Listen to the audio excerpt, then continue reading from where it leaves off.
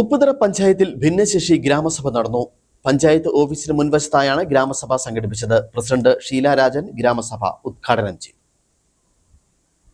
ഉപ്പുതറ പഞ്ചായത്തിലെ 18 വാർഡുകളിലെയും ഭിന്നശേഷിക്കാർക്കായാണ് ഗ്രാമസഭ സംഘടിപ്പിച്ചത്. 14ാം പഞ്ചവത്സര പദ്ധതിയുടെ ഭാഗമായാണ് ഗ്രാമസഭ വിളിച്ചു ചേർത്തത്. ഗ്രാമസഭയിൽ ഭിന്നശേഷിക്കാർക്ക് ആവശ്യമായതും പദ്ധതി ഉൾപ്പെടുത്തേണ്ടതുമായ കാര്യങ്ങൾ ഉയർന്നു വന്നു. മുൻ ഗ്രാമസഭയിൽ ഉന്നയിച്ച പല കാര്യങ്ങളും നടപ്പിലാക്കിയില്ലെന്ന ആരോപണം ഉയർന്നു വന്ന ആവശ്യങ്ങളെല്ലാം ഗ്രാമസഭ അംഗീകരിച്ച് ഭിന്നശേഷിക്കാർ ഉന്നയിച്ച ആവശ്യങ്ങൾ കമ്മിറ്റിയിൽ ചർച്ച ചെയ്ത് അംഗീകാരം വാങ്ങി നടപ്പിലാക്കാൻ ശ്രമിക്കുമെന്ന് പഞ്ചായത്ത് ഭരണസമിതി അംഗങ്ങൾ ഉറപ്പു നൽകി.